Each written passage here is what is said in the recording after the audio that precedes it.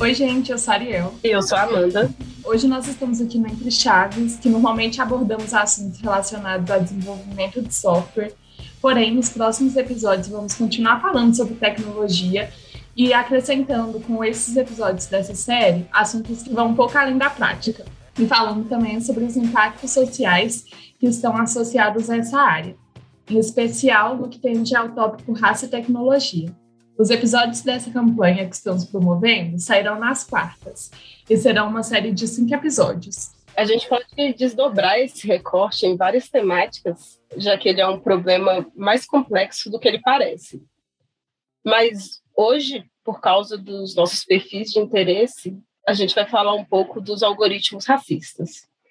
E antes de abordar o assunto em si, a gente precisa falar um pouquinho da dataficação da sociedade.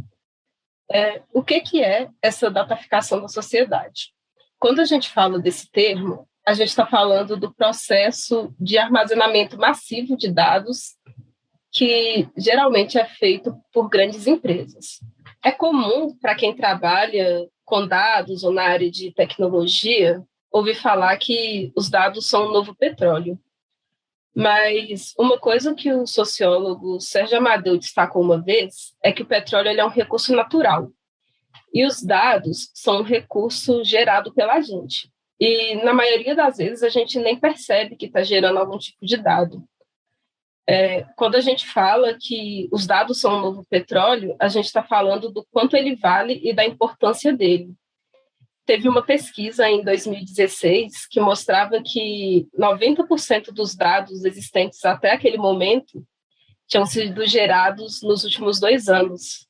Isso é muita coisa.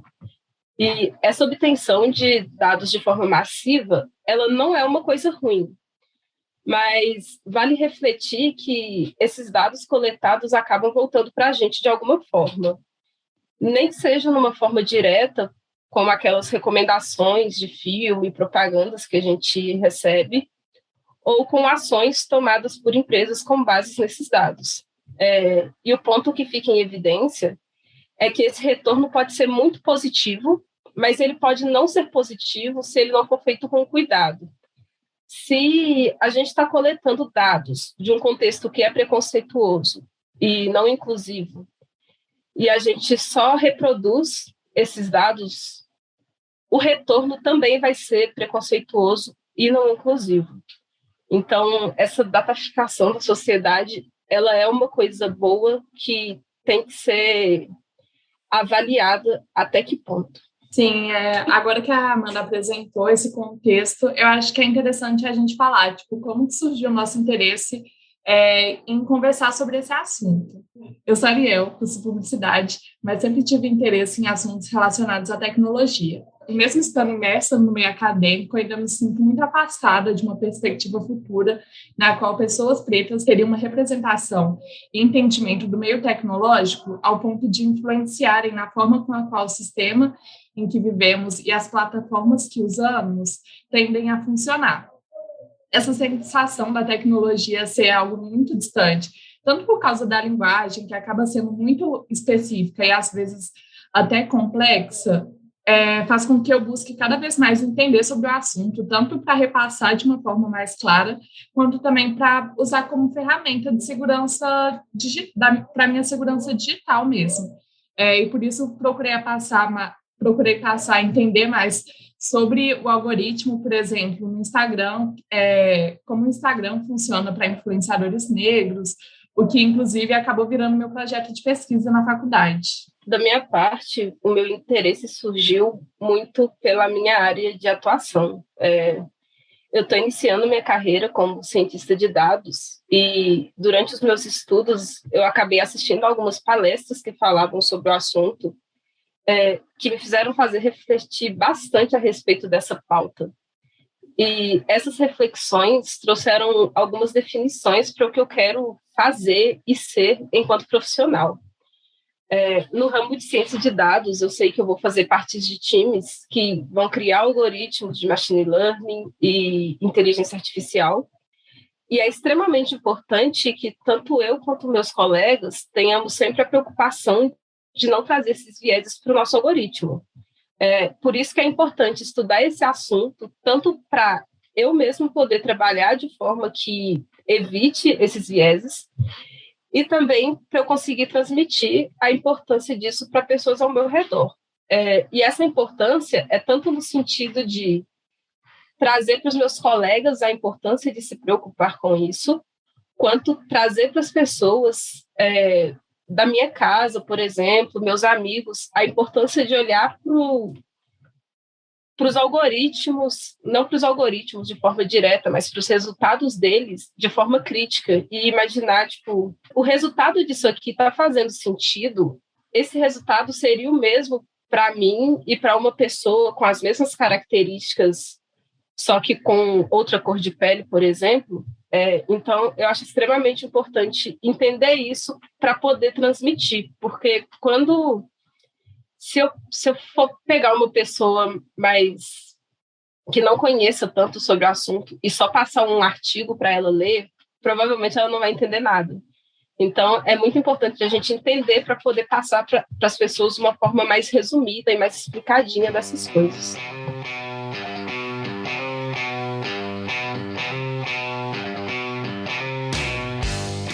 Então, acho que a gente pode começar falando sobre o que são esses algoritmos racistas. Os algoritmos racistas, eles são reconhecidos como uma consequência do enviesamento tecnológico. Quando a gente fala num racismo algorítmico, a gente está falando de situações em que se percebe parcialidade em funções computacionais. Essa parcialidade ocorre quando os algoritmos fazem alguma forma de discriminação. Por exemplo, discriminar imagens ou qualquer conteúdo digital de pessoas negras ou não brancas. Um exemplo claro em que isso ficou muito evidente foi um caso recente do Twitter, onde tweets com mais de uma imagem, se as imagens possuíam pessoas negras e pessoas brancas, as pessoas brancas ficavam em evidência no tweet. Um exemplo de um teste que eles fizeram nesse caso foi colocar de forma alternadas fotos de um político branco e do Barack Obama. E na hora que esses tweets eram postados, independente de quem iniciava a sequência de fotos, se era o Barack Obama ou outro político, o Twitter sempre destacava como foco ali do tweet o político branco. Esse é um caso que foi denunciado e até o Twitter, os presidentes do Twitter admitiram que, de fato, o algoritmo estava fazendo discriminação e isso precisava ser ajustado. Sim, e assim, continuando isso que a Amanda estava falando, esse exemplo do Twitter é um exemplo de microagressão que a gente precisa analisar o racismo algoritmo pelo viés de, tipo assim, o racismo é uma coisa estrutural, e diferente do que muita gente pode pensar, ele não atua apenas em grandes casos, sabe? Assim, nesses casos extremos que necessariamente coloquem diretamente a vida de pessoas negras em risco. Ele atua também ele atua principalmente nos detalhes, e isso faz dele, tipo assim, algo cada vez mais complexo. Tarcísio Silva, ele é um pesquisador brasileiro que produz bastante conteúdo falando sobre esses assuntos relacionados a algoritmos racistas. Ele busca trazer, em seu livro Comunidades, Algoritmos e Ativismos Digitais, pontos relacionados a microagressões existentes no meio digital, principalmente essas microagressões algorítmicas. E aí, nesse livro, ele também apresenta uma taxonomia na qual ele categoriza alguns microinsultos, microagressões e microinvalidações que ocorrem no meio digital por causa dos algoritmos. Nessa taxonomia, quando ele vai apresentar esses microinsultos, ele traz vários exemplos do tipo: quando o sistema do Google permite empresas exibirem anúncios sobre crime, especificamente a afro-americanos. Essa é uma microagressão que supõe a criminalidade de pessoas afro-americanas. E, segundo a categoria do Tarcísio, isso se encaixa em um microinsulto. Outro microinsulto que ele apresenta é que, tipo assim, quando a gente pesquisa garotas negras no Google, os resultados apresentam uma hipersexualização, o que caracteriza a microagressão de exotização e negação de cidadania.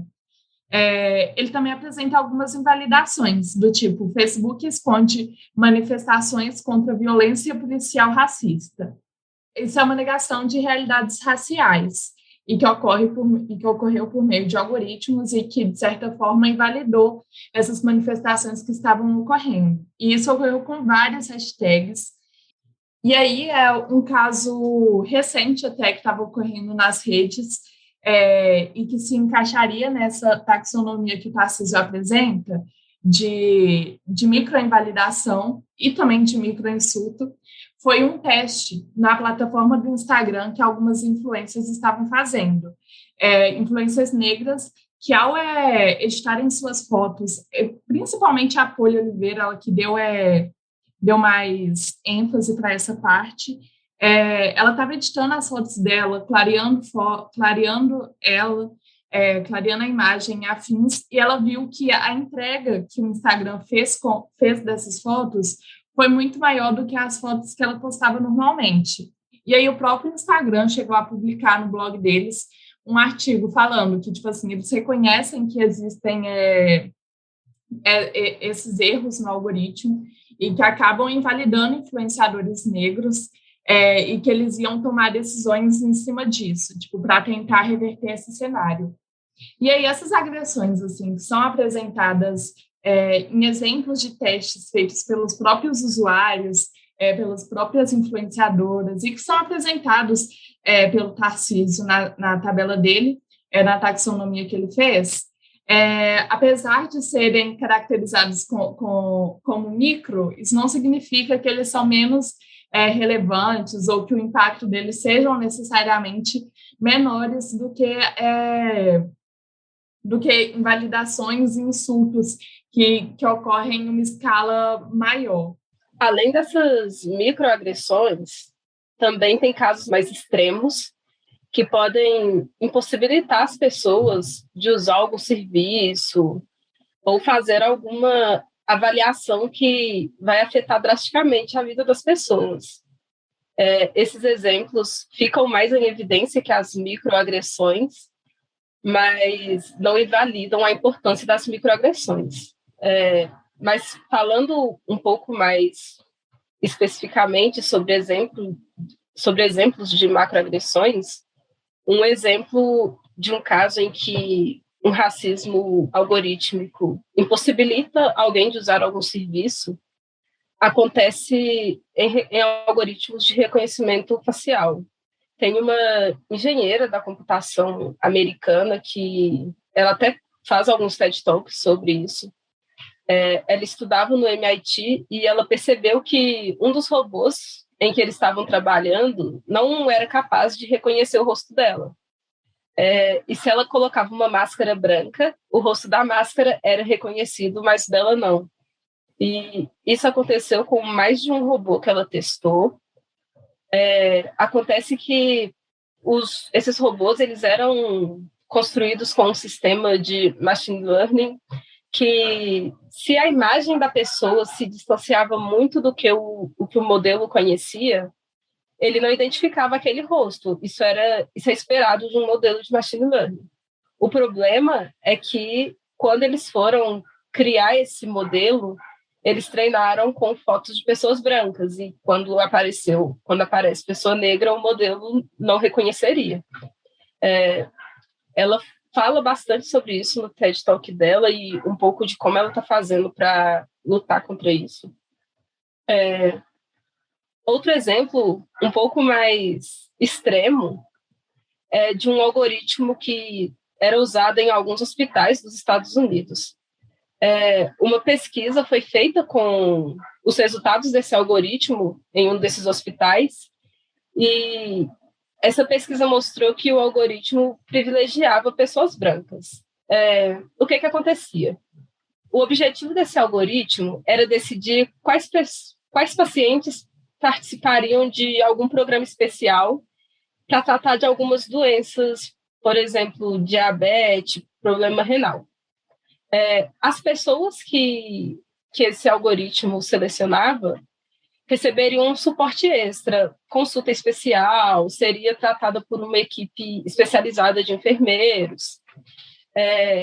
E quando foram analisados os resultados do que esse algoritmo já tinha decidido anteriormente, a pesquisa mostrou que o algoritmo diminuía a chance de pessoas negras participarem desses programas.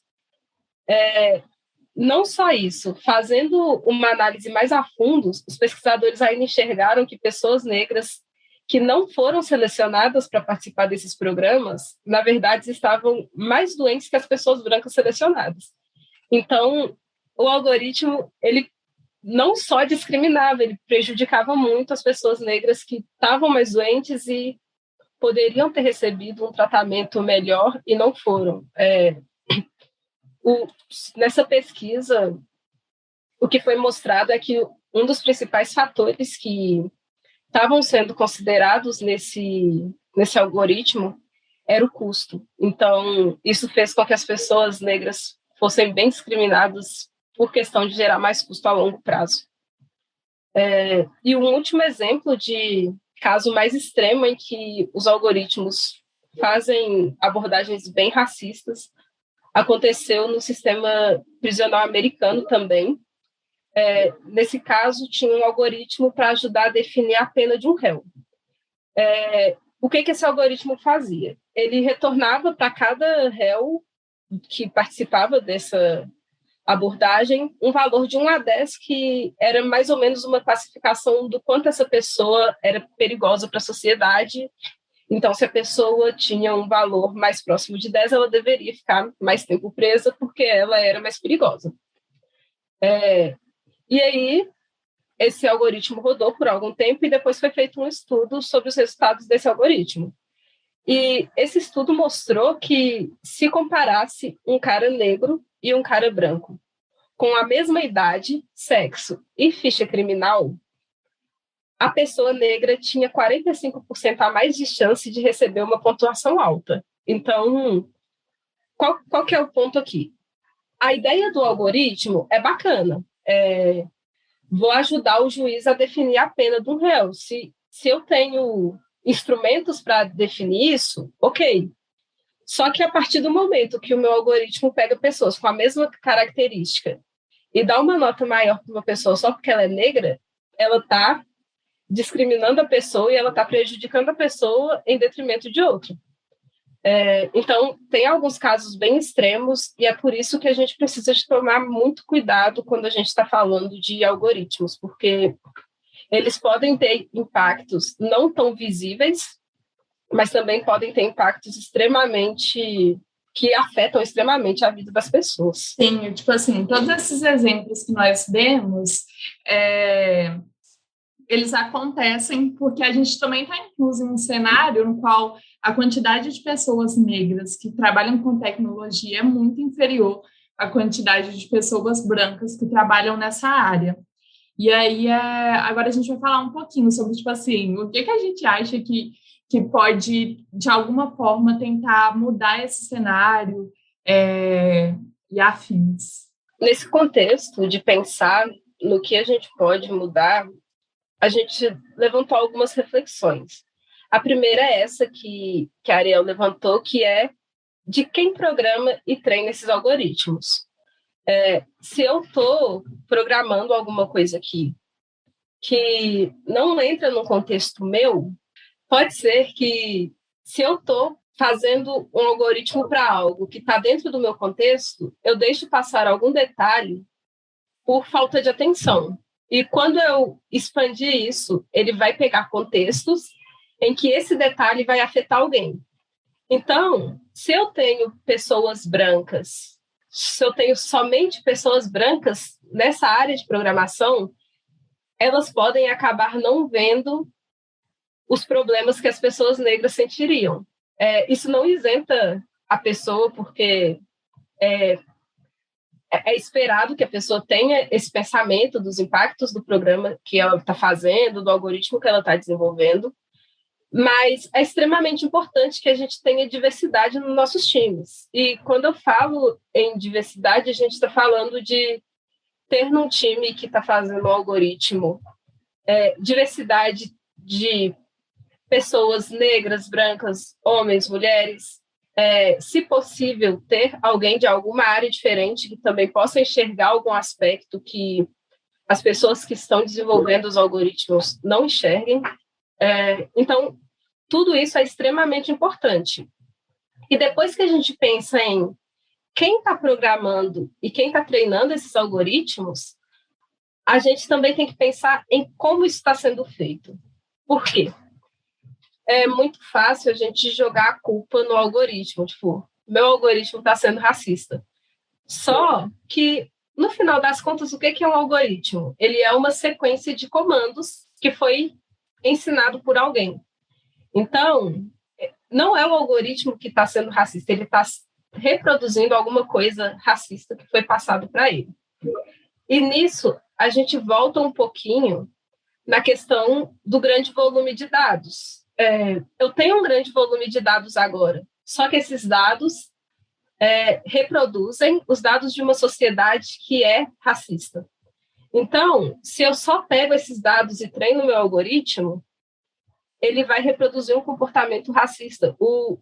Principalmente os algoritmos que vão ingerindo dados e soltando resultados, eles não vão fazer aquilo que eles não conhecem. Então, se um algoritmo só conhece dados de pessoas brancas, ele só vai retornar coisa direcionada para pessoa branca. Se eu passo um algoritmo falando que 90% das pessoas negras são propensas a cometer crime, ele vai achar uma pessoa negra e vai falar que ela é propensa a cometer crime. Então, a gente tem que ter muito cuidado em como treinar esses algoritmos, em olhar se os meus dados estão, de fato, refletindo a sociedade de uma maneira que eu não estou discriminando ninguém. E aí, outra coisa que também é interessante, é igual, tipo, a Amanda estava falando, assim, às vezes é muito fácil jogar a culpa no algoritmo e colocar ele como se fosse uma entidade que toma decisões por si próprio e afins. O que ocorreu bastante na discussão, tanto do caso do Twitter, está privilegiando fotos de pessoas brancas, e os próprios usuários tiveram que testar para mostrar isso para a plataforma do Twitter, que, assim, é uma coisa tão escancarada que é até difícil para a gente acreditar que uma empresa do tamanho do Twitter não tinha visto que isso estava rolando. E a mesma coisa do Instagram. E aí, no Instagram, quando as outras empresas começaram a... Quando as outras empresas, não. Quando as influenciadoras começaram a, tipo, levantar essa questão de, tipo, assim, olha, comparando meu conteúdo com o de uma produtora de conteúdo branca, que tem a mesma quantidade de seguidores que eu e tudo mais, a entrega está sendo muito menor. Essas pessoas estão sendo verificadas com mais facilidade, assim, com mais rapidez também. E aí o Instagram, o que ele fez foi, ele postou no blog uma carta meio que se responsabilizando, falando, realmente, esses testes mostraram que isso está acontecendo com o nosso algoritmo e a gente vai tentar tomar uma decisão para tentar reverter esse cenário. Depois eles publicaram outro artigo falando que eles iam criar meio que um comitê, assim, né? Eles falaram, olha, a quantidade de pessoas influências negras é muito significante para a gente, de usuários negros, né, aqui dentro do Instagram, é muito significante, e a gente não pode ficar deixando essas coisas passarem e tudo mais, por isso que a gente está criando um setor de diversidade aqui dentro da nossa empresa. E assim, acho que foi no ano passado, no início desse ano, que eles publicaram isso, e ainda estão ocorrendo os testes, e ainda essas coisas estão acontecendo. E a gente está falando de plataformas que direto estão soltando atualizações e tudo mais, e essas coisas que, assim, né, são básicas, foram passadas para lá, mas assim, é uma coisa que nem devia ter saído, nem devia ter entrado no meio digital. Então, essa parte das plataformas, primeiro de tudo, entenderem que isso está ocorrendo com os algoritmos delas e se responsabilizarem por isso, até de uma forma, assim, sem esperar que o usuário teste para mostrar que isso está acontecendo, para depois ela tomar alguma decisão em cima, é importante. Assim, ela está se questionando essa questão dos testes que a Amanda chegou a comentar. Tipo, o seu filtro. O filtro foi testado com X pessoas brancas, ele também foi testado com X pessoas negras para ver se está tudo certo ou se alguém está sendo prejudicado com isso e afins. E aí a gente entra agora na parte de indicações, assim, de conteúdos que a gente leu, tanto para gravar esse podcast, tanto que a gente vem lendo por curiosidade mesmo sobre a área. A minha indicação é, igual eu falei, do Tarcísio Silva, que é um pesquisador brasileiro. Ele tem uma linguagem muito clara, assim, ele consegue... É um cara que tem X diplomas e ele consegue te explicar o básico, tipo assim, o básico bem explicado. Esse livro dele, que eu citei, Comunidades,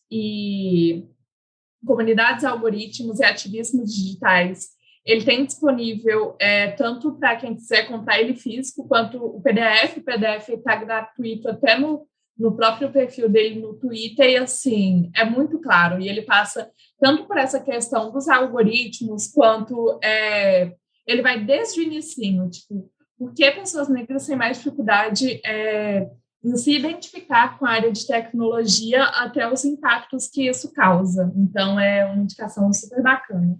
A indicação que eu separei é de um livro que eu achei extremamente interessante. Ele chama Weapons of Mass Destruction. É de uma autora que chama Kate O'Neill. Esse livro ele traz um pouco do quão é importante esse crescimento do uso dos algoritmos e do uso de dados para tomada de decisões. Só que o foco principal dele é mostrar que, se isso não é feito com cuidado, isso se torna uma arma. Ele levanta que essas armas, que são os algoritmos, os modelos, elas têm 3 características que são opacidade, escala e dano. Então, esses modelos, esses algoritmos, eles são opacos, são invisíveis, e ele tem uma capacidade de crescer imensa e atingir muitas pessoas e ter um impacto muito grande na vida delas. Então, esse livro, ele fala um pouquinho do como esses modelos podem ser uma arma, de certa forma, e o decorrer do livro é meio que abordagens dos impactos dos algoritmos e dos modelos que estão sendo desenvolvidos nessa era de Big Data. Então é isso, galera. Espero que vocês tenham gostado.